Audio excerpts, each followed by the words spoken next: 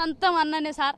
చిన్నప్పుడు మొత్తం మా ఘోరంగా చేసిండు. మాకు అడవిలో తీసుకుపోయి ఆ కాయలు దెంకోరా వద్దాం చెల్లె అని తీసుకుపోయి మొత్తం నాకు ఖరాబ్ చేసిండు. మా ఇద్దరు ముగ్గురు చెల్లెలను ఖరాబ్ చేసిండు. కొట్టి ఖరాబ్ చేస్తాడు, మళ్ళీ ఉరికొస్తాడు. మర్చిపోయినాక వస్తాడు, మొత్తం ఖరాబ్ చేస్తాడు. ఇక భార్యలు ఉండడం కూడా ఖరాబ్ చేసిండు. మాకు ఖరాబ్ చేసి మళ్ళీ వచ్చిండు. మొన్న నాకు పెళ్ళి అయినప్పుడు మా చిన్న చెల్లెలు గింత గింత ఉన్నారు. ఇప్పుడు వాళ్ళ ఇద్దరిని ఇంతనే ఉన్నారు. వాళ్ళకు కూడా ఖరాబ్ చేస్తే లేవలే, కిందికెళ్ళి లేవలే. ఉడుకు నీళ్ళు పోసి బతికిచ్చిన ఆ పొరగాళ్ళకు. మా ముసలమ్మను పింఛని పైసలు తీసుకొద్దామని తోలుకోపోయిండు. కాలువలో వేసిండు, కళ్ళు బలగొట్టిండు, మొత్తం ఖరాబ్ చేసిండు. బరి బాత వేసిపోయిండు, కాలువలోనే వేసిపోయిండు సార్. అట్లా పరిస్థితి చేసిండు. మళ్ళీ మా నాయనను కొట్టి మొత్తం కాళ్ళు ఇరగొట్టిండు. మా చిన్నమ్మను కూడా చేస్తా రేపు కడుపు ఇంత ఉండే ఈ పండుకుందాం రా అని మా చిన్నమ్మను దర్ర అయితే ఖరాబ్ చేసు అంట. దండం పెడతారా కొడక వద్దు, నేను నీ కన్న బిడ్డ తల్లిను, నాకు ఎట్లా చేస్తావురా నీ దండం పెడతా అని ఉరికిపోయిందంట. అట్లా చేస్తాడు సార్ వాడు. మంచిగుండాడు. మా అమ్మ అయితే నాకు ఉండలే కానీ మా చిన్నమ్మనే అట్లా చేసిండు. మొత్తం అందరినీ ఖరాబ్ చేసిండు సార్. మొత్తం ఖరాబ్ చేసిండు. మొత్తం చెల్లెలను కూడా వదిలిపెట్టాలి. సొంతం తోడ పుట్టిన చెల్లె కూడా ఖరాబ్ చేసిండు. వాడిని చంపిన కూడా అయ్యో అనలే. నాకు బాధ కూడా అనిపించలే. మంచిగా చస్తుండు అనుకున్నాం మేము. అట్లా చేసిండు. మాకు అతని మీద అందరూ దాడి చేస్తుంటే మీరు కూడా ఉన్నారు అక్కడ? ఉన్నాం సార్, మేము ఉన్నాం. చస్తుంటే మంచిగా చావని అనుకున్నాం. అట్లా చేసిండు. అంత ఆగం చేసినాక ఏమంటాం సార్? మేము ఏం చేస్తాం చెప్పు? అట్లా చేసి మొత్తం మా ఘోరంగా చంపిపోయి మా నాయనను అయితే కాళ్ళు చెట్టుకు గట్టి ఉరికిపోయిండు. చంపలే సార్, కాళ్ళు చేతులు ఇరగొట్టి కట్టిపోయిండు. కట్టిపోగానే తెల్ల రంగ పోంజంగానే నేను ఉరికిపోయి నేను ఇడ్చిన కాళ్ళు అట్లా కొట్టిండు మా నాయనను. మా నాయన దర్ర అయితే చచ్చిపోవు. నేను పోయి 10,000 కట్టి బాగా చేపించిన మా బాపుకు. మొట్ట సైగో సడవాడు.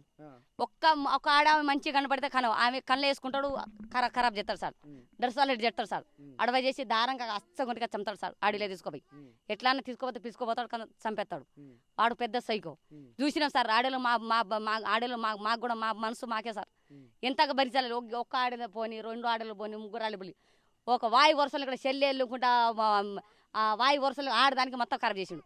వీడు ఇట్లే చెప్తాడు, మమ్మల్ని చంపేస్తాడని ఆడేళ్ళం కలిసి అందరం కలిసి వానికి చంపేసినాం. ఇక వాని చట్టంకి అంటే చట్టాన్ని చేతిలోకి తీసుకోవద్దని చెప్పంటారు కదా. మరి ఎందుకు ఇట్లా మీరు ఎవరికైనా పోలీసులకు కానీ ప్రభుత్వానికి ఇట్లా చెప్పాల్సిన అవసరం ఉంటుంది కదా. మీరు ఎందుకు చట్టాన్ని చేతిలోకి తీసుకొచ్చారు? చట్టానికి అయితే అయ్యో మంచోడా అని నమ్మినాం కానీ ఇట్లా చేసినా తెలియదు సార్. వాడు ఇప్పుడు చిన్నగుండే మంచోలే మా మనసులో అని మేము తీసుకొచ్చినాం. అప్పుడు లేకుంటే చిన్న పొరగాలు 5 సంవత్సరాలు 3 సంవత్సరాల పొరగాలు ఉండే. ఇప్పుడు పెద్ద సైగాండి సార్. మనకేం చెప్ప ఇట్లా అవుతారని మనకేం తెలుసు. అట్లా చేసి ఆడలకు మొత్తం అద్దె చేసి సార్. మీకు పుణ్యాన మీకు నమస్తే. ఇప్పుడు వాళ్ళని తీసుకుపోయి స్టేషన్లో వేసారు కదా, ఏం చేయమంటారు? వాళ్ళకి ఈడద కొట్టలేదు సార్. వానికి మొత్తం ఈడ్చ పెట్టాలి. మొత్తం మేము ఆడలో కలిసి అందరికి చంపినాం. మేము ఆడలో కలిసి చంపినాం. ఇక వాళ్ళు పుట్టుక లేచి ఆడలో దెబ్బ సచ్చిండో సావలేదని మా 2 మొగలు వచ్చి ఇక పుసుకు ఆడలకి వాడు కూడా ఆడలు 2 ముగ్గురు పోతారని నమ్మకంతో 2 మొగలు వచ్చి కోసారు సార్. అదే ఇట్లాంటి ఎట్లా చూడాలమ్మా? అసలు ఏం జరుగుతుంది అసలు ఇట్లాంటి పరిస్థితులు? అసలు అతను మంచోడేనా? ఈ కనుక అయినట్టు ఎట్లాంటోడు? ఆయన మంచోడు కాదు సార్. ఏదో ఎక్కడ ఉన్నాడు అప్పుడు వాళ్ళ తాత ముత్తాతలు ఎక్కడ బతికిరో మాకు తెలియదు. మేము కూడా పుట్టాలి అప్పుడు. ఈ ఇల్లు కట్టినప్పుడు మా అమ్మమ్మ ఈ ఇల్లు సవలతి చేసింది. వాళ్ళ అన్న కొడుకు ఈయన ఇప్పుడు సచినోడు బతుకురు బిడ్డ. ఆ దేశంకి వెళ్ళి ఈ దేశంలో వచ్చిర్రు కదా. మన ఊర్లో కలిసి బత్తరాని తీసుకొచ్చింది. అది ఆమె కూడా తీసుకొస్తే ఇల్లనే చిన్నగా వానికి వాళ్ళ నాయనకు 2 పిల్లలు. ఒకదానికి 8 ఒకదానికి ఇప్పుడు 7-8 మంది కావచ్చు, మేము చూడలే. కానీ ఇక మంచిగా ఉన్నాం. వాళ్ళ డాడీ ఆ పెద్ద మనిషి ఉన్నప్పుడు మంచిగానే కలిసిమెలిసి ఉన్నాం. కలిసిమెలిసే ఉండేది మేము. కలిసిమెలిసి ఉండేది కానీ మధ్యలోనే ఆ తాత చనిపోయాడు. ఆ తాత చనిపోయంగానే వీళ్ళు ఇక మారిపోయారు. ఇక మనుషుల మీద అది తోడళ్ళు అది పిట్ట మనకు అది పుల్లు ఎట్లా ఎగబడతారో అట్లా చేసి ఆ మనుషుల మీద గంత చిన్న పిల్ల గాంచి కూడా గంత జాడి చేసినట్టు అది నేర్చుకుర్రు వాళ్ళు. మనకు వాళ్ళ దాంట్లో వాని కడుపులో పుట్టిన పిల్లోడు వీడు వాడు ఉన్నాడు ఒక్కడే వాళ్ళ అన్న ఉన్నాడు కానీ ఆయన గుడ్డోడు ఆయన కింద పిల్లలు చేసుకుని ఆయన జగలు ఆయన బతాడు ఆయన ఏ పాపం చేయడు అయితే మేము సరే బతుకురి బిడ్డ పెద్ద మనసులో కూడా కూర్చోబెట్టాం బతుకురి బిడ్డ గింత పని ఎందుకు చేస్తుర్రా ఊర్లో ఉండి ఊరు మంచిగా ఉండాలి చెడ్డ పేరు చెట్టుకొచ్చి ఊరే చెడిపోతుంది ఇక అని చెప్పగానే ఉంటాం అని ఓ 10-20 సార్లు కూడా పెద్ద మనసులో కూర్చొని పంచాయతీ చేయించుకున్నాం కులం పంచాయతీ చేయించుకున్నాం ఎంత కొట్టుకున్నా తిట్టుకున్నా వాళ్ళ బాగా చూస్తా అంటే అసలు ఈయన ఏం పని చేసేది మరి అయితే ఇప్పుడు ఈయన ఏం పని చేసేటోడమ్మా ఇదే షికారు చేసుకుంటారు మావి తోటలు పట్టుకుంటారు ఇదే కూలినాలి చేసుకుంటారు మన కూలినాలి మావి తోటలు షికారి అవి ఇవి చేసుకొని బతికేటోడే వీడు చేసుకొని ఈ మా గూడెంలో 2 పిల్లలను చేసుకుంటూ ఒక కొడుకు పుట్టిండు కొడుకు పుట్టిన తర్వాత ఇప్పుడు ఈ మధ్యలో ఏమైందో తెలియదు మా గూడెం అంతా ఏం తెలుసు మాకు తెలియదు అయితే వాళ్ళ డాడీకే ఎప్పుడు ఒంటరిగానే ఉన్నాడు ఈ కులంలో ఉన్నాడు ఊళ్ళో ఉన్నాడు ఇప్పుడు ఉన్నాడు వాళ్ళ డాడీ ఉంది వాళ్ళ మమ్మీ ఉంది వాళ్ళ పిన్ని ఉంది అందరు ఉండరు అయితే వాళ్ళ డాడీ ఏం చేసుకుర్రు వాళ్ళు ఏం కొట్లాడుకుర్రు అడవిలో మాకు తెలియదు అయితే వాళ్ళు కొట్లాడుకుని తెలియదు కానీ ఈ చిత్రాంపూర్ ఊళ్ళో మా తోట వాళ్ళు ఉన్నారంట అయితే వాళ్ళ అమ్మకి ఎప్పటికి కొట్టేది వాళ్ళ డాడీ మా అమ్మకి ఎందుకు కొడుతుర్రావు అని కొట్టేది కూడా మాకు తెలియదు కానీ ఇక అజ్జం రాత్రి తాగేసి వచ్చి కొట్టిర్రో ఎట్లా కొట్టిర్రో తెలియదు ఇక ఆయనకు గీ నెత్తి వలగొట్టిర్రు గీడ నరికిర్రు మోకాలకు నరికిర్రు ఇక ఆయన బలు మనిషి కాబట్టి ఎవర్రా లేచి అనగానే ఇక వాళ్ళకు టాటేసి ఉండే ఆ టాటేసి వైరు తెంపే వాళ్ళ చిన్న భార్య కొడుకు తెంపేసిండు షాడ్ కాకుండా లేకపోతే ఆ టాటేసి మీద పిల్లగాళ్ళు మేకలు అన్నీ వేసుకొని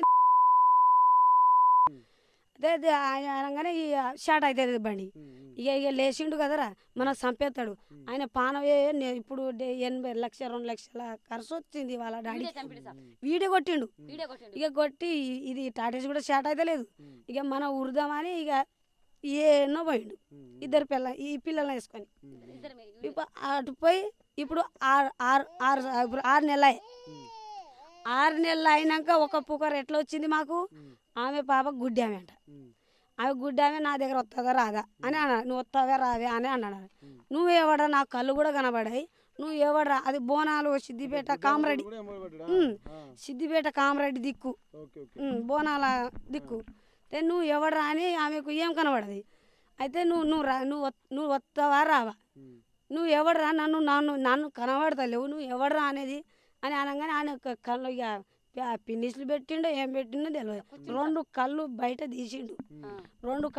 తీసిండు దాని చేసినంత చేసిండు దానికి చంపేసిండు జ్వరబంతాలు వేసేసిండు పారేసిండు మళ్ళా అది పారేసి 10 రోజులు కూడా కాలే 10 రోజులు కూడా కాలే ఇటు వచ్చేసిండు అయితే వాళ్ళు ఫోన్ చేస్తున్నారు మాకు అయితే గిట్ల చేస్తుండు వాడు గిట్ల చేస్తుండు ఏంది అనగానే మాకు తెలియదు మా గూడెంలో కులం బయట వాడు వాళ్ళ సంగతి మాకు ఏమొద్దు అని మేము అన్నాం ఇక అనగానే ఈడ వచ్చిండు ఇప్పుడు మా మరిది ఉండే మా అల్లుడు బిడ్డ మీరు ఎందుకు కూలినాలు చేసి బతారు బిడ్డ మీరు ఏ టోటల్ అయినా ఉండుర్రి ఏ టోటల్ కావాలి ఉండుర్రి మీరు ఎందుకు ఆడుకో తిని